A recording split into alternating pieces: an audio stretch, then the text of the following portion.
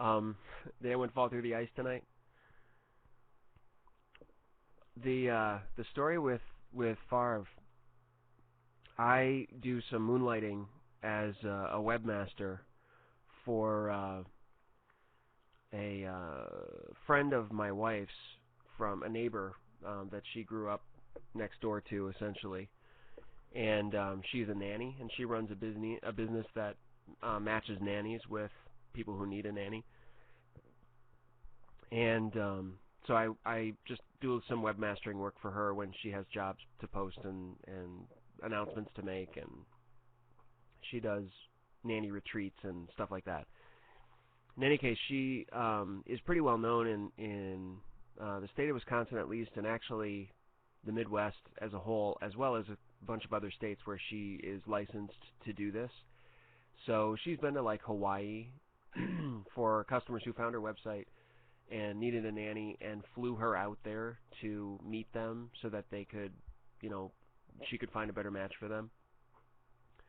And she also freelance writes for a couple of nanny magazines that are published out of New York and LA, and tells kind of stories of the business. And um, like when you hear about, who was it, Rob Lowe recently had nanny problems. Was it Rob Lowe? I think it was. Um, so she kind of had the inside track on that. And so every once in a while she'll get like really famous people. Like, for example, someone we would consider famous here in Wisconsin is the Johnsonville Brott family. Found her website and contacted her about being a nanny, and just by way of gossip, apparently the matriarch of that family is a crackhead. In fact, we refer to her as the crack whore. Um, she's on like crack, literally, and was in detox and rehab, and it didn't work. And in any case, she needs a nanny, and I would argue that that makes a lot more sense than having her take care of her kids at this point. But I digress.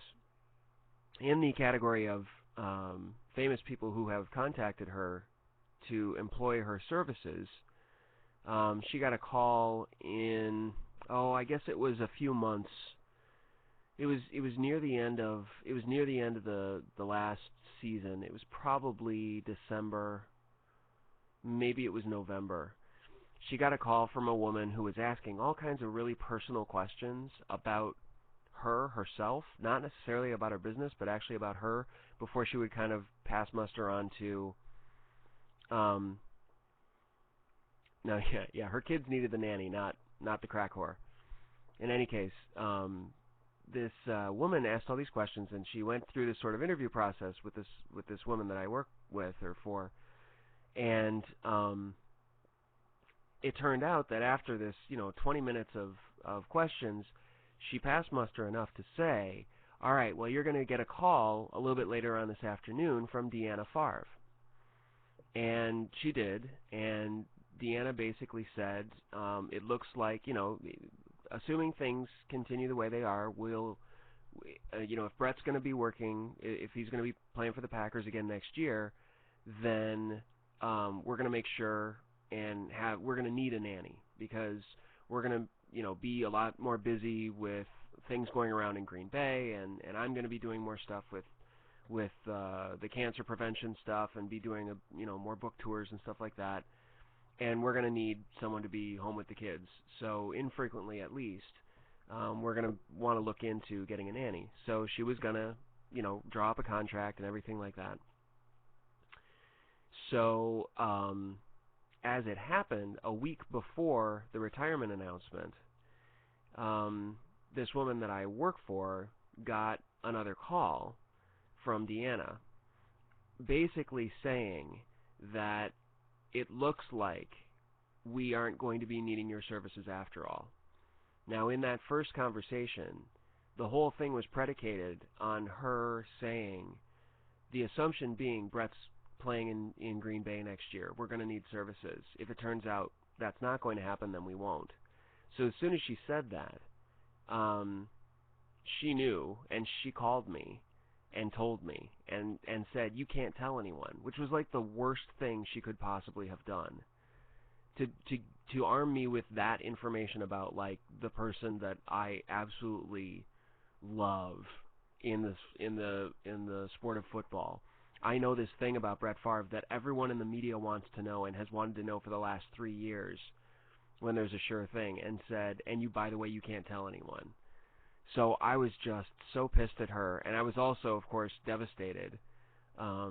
Although I was really pleased with the way this last season, this was like the best last season that I could possibly have hoped for. This was a gift for him to have played the way he did and have the team that he had and go as far as they did and have some of those games and, oh man, and my being able to see him, among other things. But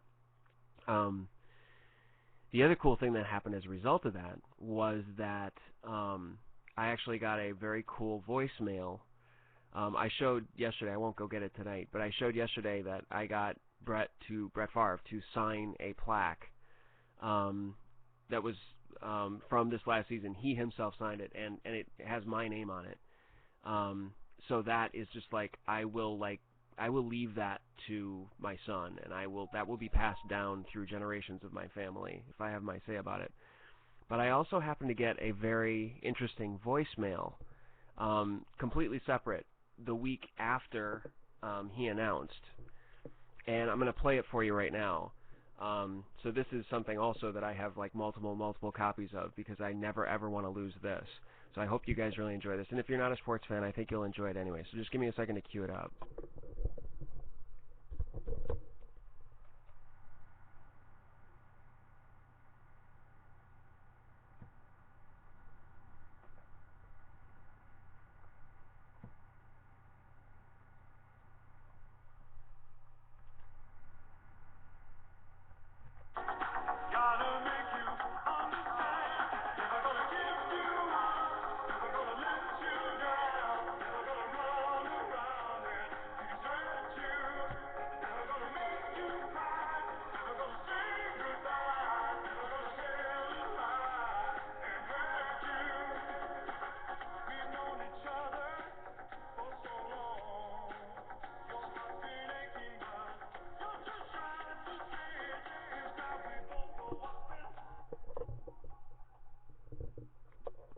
I absolutely couldn't resist that.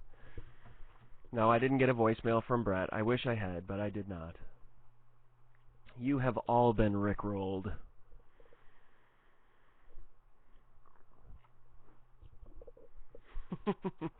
Yeah, you were big rolled.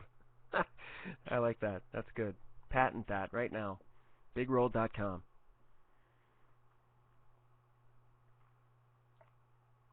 You did? Yeah, that's awesome. One of the videos that I have on my playlist when I'm not broadcasting, if you haven't seen, is The Soup on E. Joel McHale, who's another hero of mine.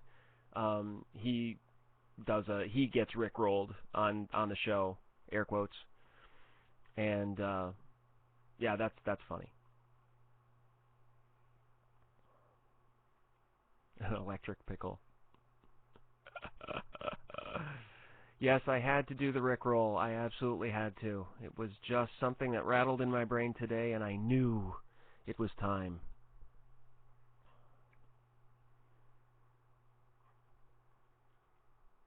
There was a story in. Oh, hey, by the way, Mike, I sent you an email because if you go to lifehacker.com, anyone can do this right now. If you go to lifehacker.com, someone wants to post a link, they can. One of the stories they just put up tonight was how to get rid of ants if you've got ants. So I forwarded that to you an hour or two ago.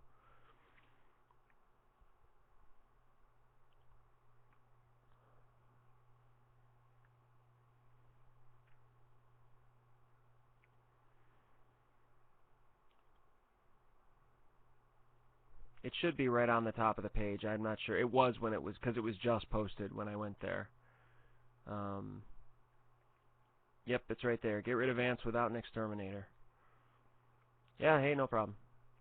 I kept saying use diazinon because that's what we always use at our cottage. In Michigan, we've got a screen porch, and of course there are ants outdoors, and that's sort of like indoor-outdoor area. But diazinon, we sprinkle those diazinon granules around that screen porch right around this time of year every year. I know they don't sell it anymore, but you still can get it. You have to go to a